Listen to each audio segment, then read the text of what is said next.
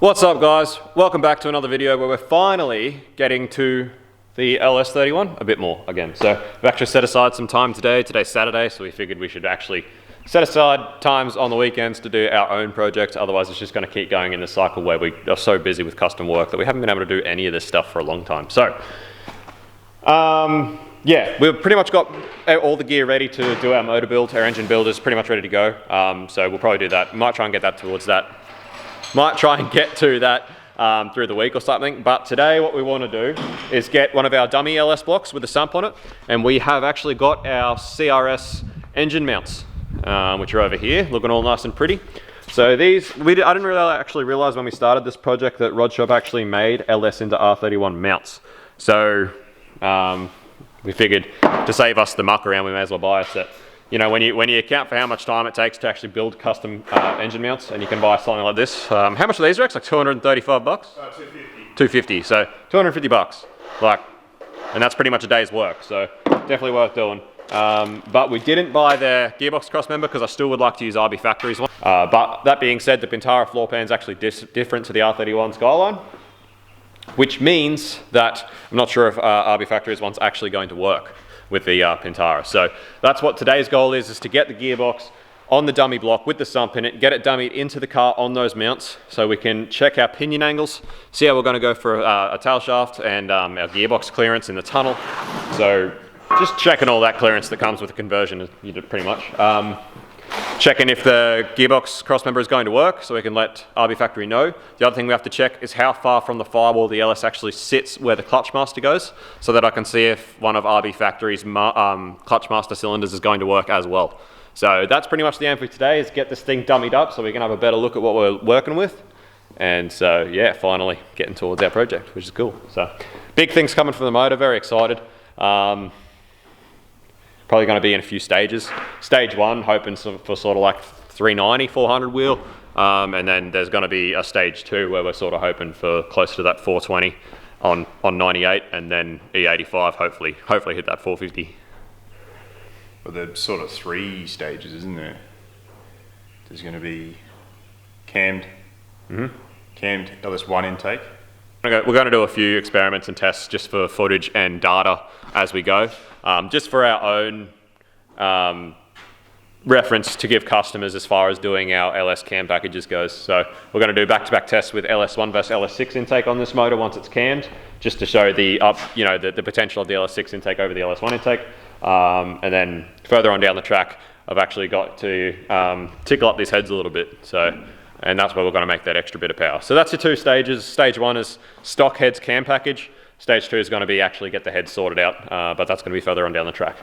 But anyway, we'll push the big Pintara in here ready to go, and we'll get our stuff together and get a dummy block out and get this thing in there. Righto, so we've got here one of our dummy blocks and some dummy heads. So this block has a damaged lifter bore, which to get fixed on an LS1's like 300 and something bucks, which is starting to get towards the territory of not being worth doing pretty much. Better off buying a new block for that sort of money. This one as well needs main caps. So we got this block, it didn't have any main caps on it. I'm pretty sure we do have the main caps out there in the container. I think one of the spare sets of main caps we have out there is for this block, but we don't know which one it is, which means that to put main caps on it, you'd have to get it line board again. So between getting that lifter bore fixed and then having to get the mains line board, you're already at the cost of pretty much a new block. So it's not worth doing. So that's why I keep this block as a dummy. So this is going to do well. So the advantage of putting this in as a dummy is we can fabricate on these heads, make our pipes up, we don't have to worry about the engine. All the while, this engine can still be in the engine room getting built. So it's, you know, a really good way logistically of making progress, which is good. The other thing is, with this car, because I plan on running the complete RB Factory front end in it, at this point, I don't know how much of these guards I'm going to have to cut out to clearance for wheels, because I'm going to put my Z32 brakes on this car as well. So, and I plan on running 17s, like pretty aggressive wheels with big rubber, because it's going to be a fairly high-powered car for 31 land anyway. And yeah, it's going to have a really aggressive front end setup. So this way as well, I can sort of dummy it up with the motor and everything in there, cut out the guards that I need while it's all in there. It's not going to, you know, matter if there's dust and swarf and that sort of thing in there. So great advantage of doing this with a dummy block. But anyway, So Rex is chucking heads on this, and then we'll chuck a sump on it when we get it on the crane. And then it should be ready to fit in there. There's nothing actually wrong with this head, eh? No, that's a good head. Righto guys, so drift life and dummy up life, this is just an inconvenience to us. So I'm gonna yeet this out of here. We're not gonna need it. And even if we do, we'll just get a piece of bar and just bolt it in, or something to bolt it in, something that's easy to get in and out. But having this not there just makes getting engines and boxes and stuff in and out of this car a lot easier.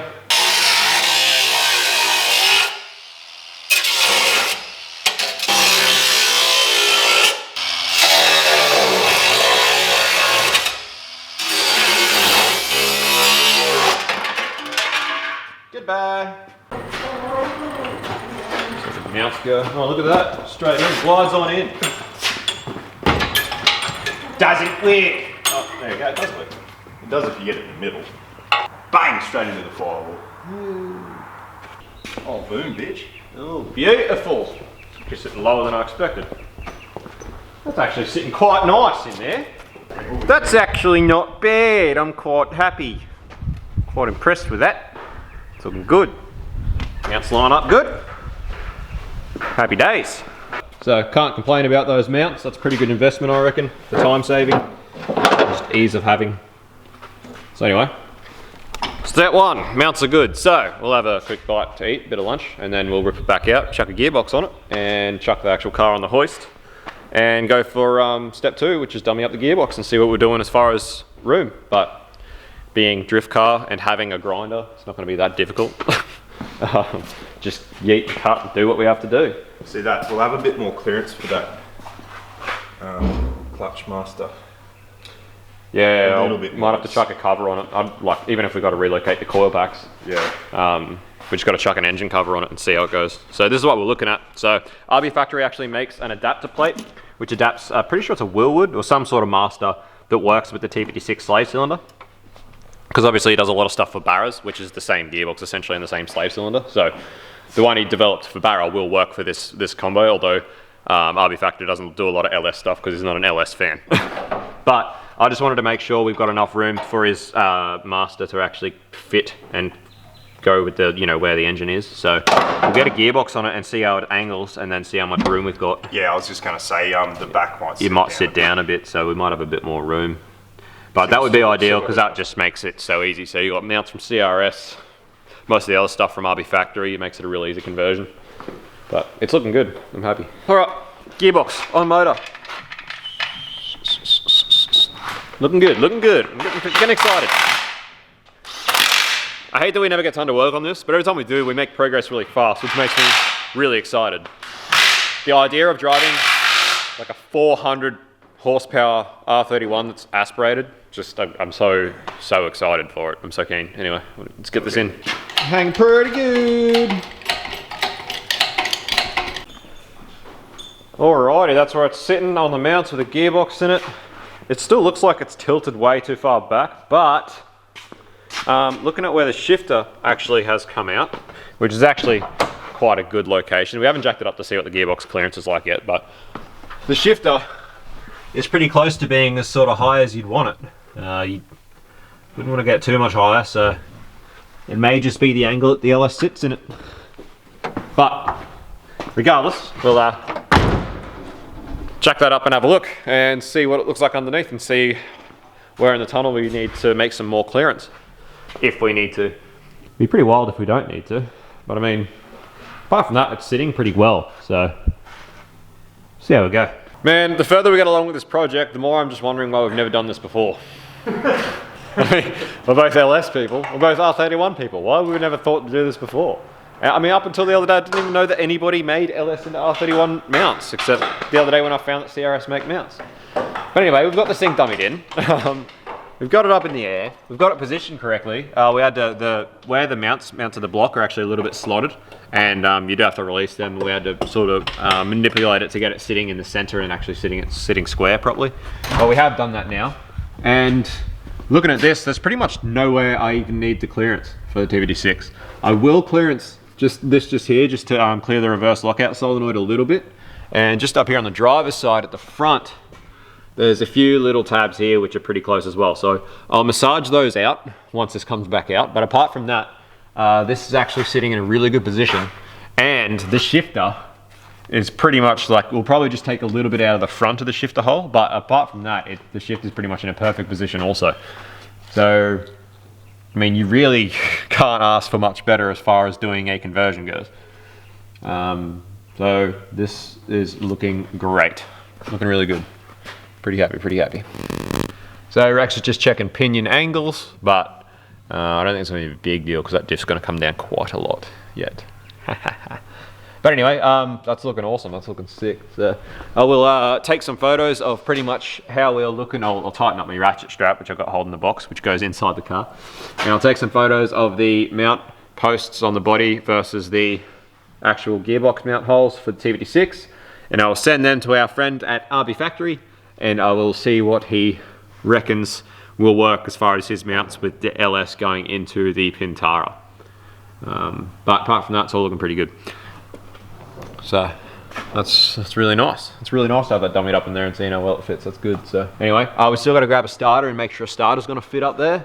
They reckon on the website where we got the mounts from that the starter does fit, but I know there are a few different size LS starters, I'm pretty sure. So the other thing, we did have a bit of an issue with it actually hitting the sway bar as we were trying to bring it down. You can see it's hitting just there, it's hitting the sway bar. But once these wheels are actually loaded up, the sway bar should swing down, which should swing down and away from it. But I do plan on putting aftermarket sway bar in this car anyway. I want to get some white line sway bars and an adjustable panhard and have this car set up properly. And yeah, I'm getting super keen for this thing. It's going to be sick. So. All right, sorry guys, I did jump the gun a bit. It actually does hit like right on the bottom of the pan. Oh, it's probably hard for me to get a camera in there, but pretty much right at the top of the box, right up here. It actually is hitting the top of the trans tunnel, but it's not that bad. And like we nearly got the gearbox up to full height before. It's nearly at its final height there.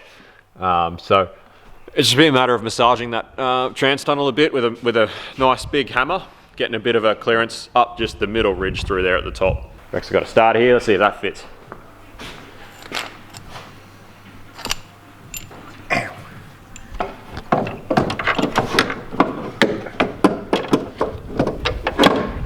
Oh no.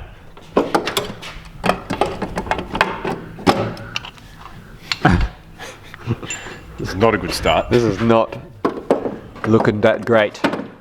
Nah, once we get it actually, you know, in the car. Might be a steering shaft op operation.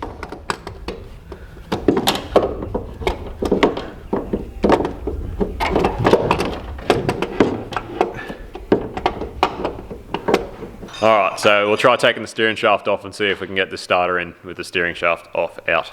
And then hopefully, once it's in, we can get the steering shaft back on. Otherwise, we're gonna have problems. It's not looking good for our starter situation.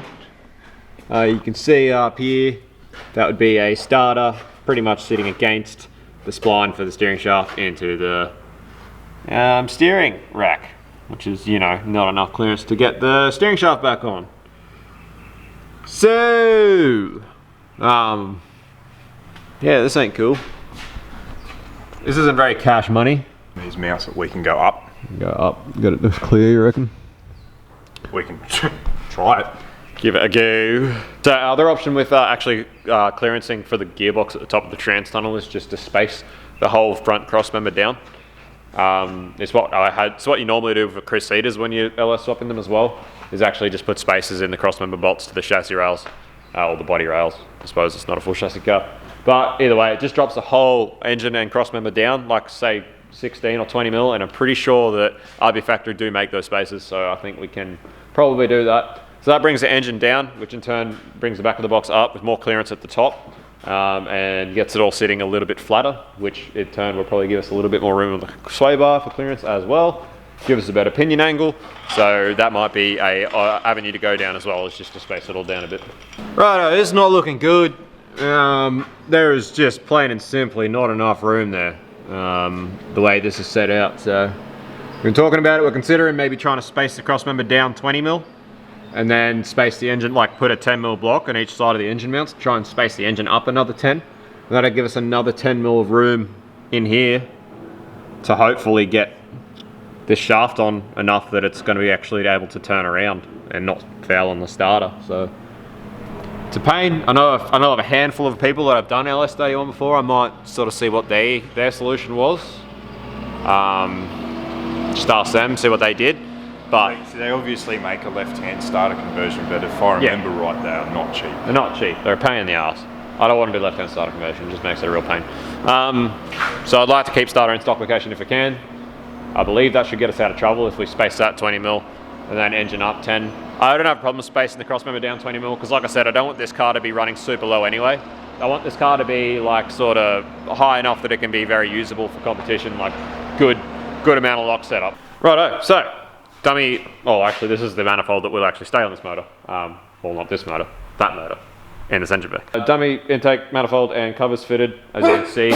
She actually sits a bit high for the bonnet, which means our spacing of the crossmember to get the engine away further from the bonnet is actually pretty on point. That's actually pretty good what's going to have to happen.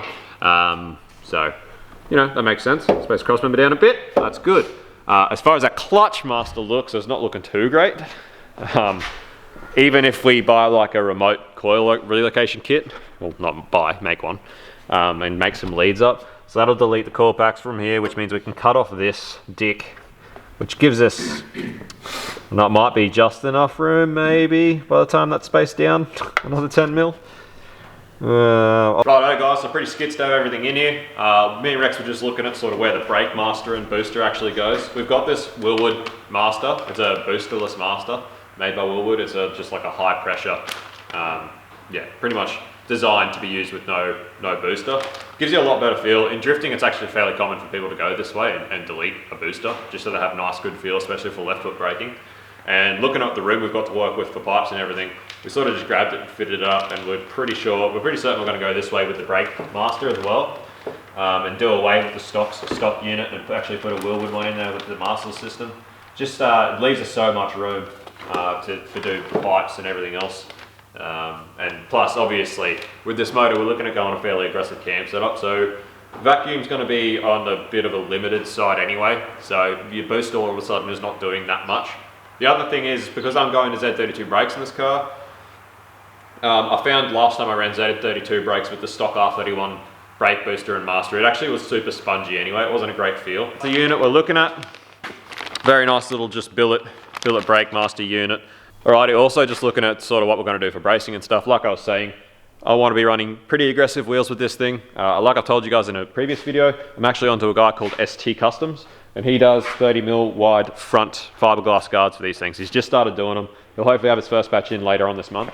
Again, I just love when people put research and development into this chassis, so super stoked to get a set of his guards. He's working on rears as well, overs, so then we'll have pretty much full fiberglass wide body panels for 31s getting around, which would be so sick. So I've already pre-ordered a set of his fronts. So it's going to be 30 mil wide, fiberglass fronts. I plan on running massive lock, really aggressive wheels. I'll have another look when I rip these guards off to put the fibers on, fiberglass ones, how far I want to go with fixing the rust in the A-pillars. It might be worth doing considering the way this car is progressing and how much effort is actually going into the car. It's sort of already come a fair long way from just tossing together another drifter. It's starting to look like it'll be a pretty off-tack car. Like we said, I plan on this thing being over 450 wheel by the time I'm done with it on the 85. And if it's anything like my last car, the way the setup is, the way it's steered and handled, it'll actually be a very fun car, and there'll be no reason that I can't go and compete in this car. So, you know, just for fun. Obviously, I'm not talking about pro-level competition, just like amateur competition, Archie, that sort of thing. Can still buy bolt-in cages for these cars, which makes it super easy. There's plenty of aftermarket support, especially with RB Factory doing what he's doing. So, still a very good option, and especially if SD Customs end up doing his rear overs as well as his fronts, all of a sudden you've got options for fiberglass overs. You can cut a lot more steel out of the car, you can get the car lighter. I mean, at the end of the day, these things weigh about as much as an S13 anyway. It's just that the weight distribution is not as favorable. So anyway, I've spent a lot of time driving 31s. I know that I like the chassis, so I'm really excited for this car, how it's going to be. So anyway, good progress today. It's been awesome to get this in here. It's going to be great. It's going to be great. Good, it's going to be great. I am a little bit worried about how the disc's going to hold up to this much power, but we'll find out. So I'm thinking about actually, like I was saying, buying sway bars for this car, actually buying a white line rear sway bar. the double sway bar setup works. I might still go with the double sway bar setup. I don't know. I'll see how I go. I'll decide when I get there. I just sort of wouldn't mind going to the good aftermarket big sway bar. Just spend the extra money and try and set this car up really nicely. But anyway, so looking at where we're looking at spacing the cross member down and the motor up as well, it gives us a bit more room for pipes down here. Yeah, like I said, it's hopefully going to give us a bit more room for this clutch master. I hope we'll fit a clutch master in there, a bit more room for pipes, a bit more room for a starter motor. Rex had a look online. They do make a mini starter. There are companies that make an aftermarket LS1 mini starter, which I'm pretty sure the solenoid body is just a little bit smaller, which will give us a bit more room. So my plan is to try and space this down and get this sort of sitting where we want to. We'll test the stock starter and see how it fits. If the stock starter still doesn't fit, there is an avenue of going to a mini starter. So that's an option for down the track. So either way, I am confident that we will not have to get to the point where we have to go to left-hand starter conversion on this car. I would really like to not do that. But anyway, that's going to be pretty much it for today. That's been good progress for this afternoon. It's a pretty good afternoon's work to get it in there and visualize a few more things and make a bit more progress. So pretty much the next things on this car from here is going to be space this down and try and get this motor to fit properly and see how we're going for room for starter and that sort of thing. Anyway, thanks for watching. Appreciate all you to watch. It's been nice to work on something of our own for a little bit. And keep peeled for the next one, which will hopefully be maybe next weekend if we get some time. So yeah, smash like, smash subscribe, and we'll catch you later. Peace out, guys.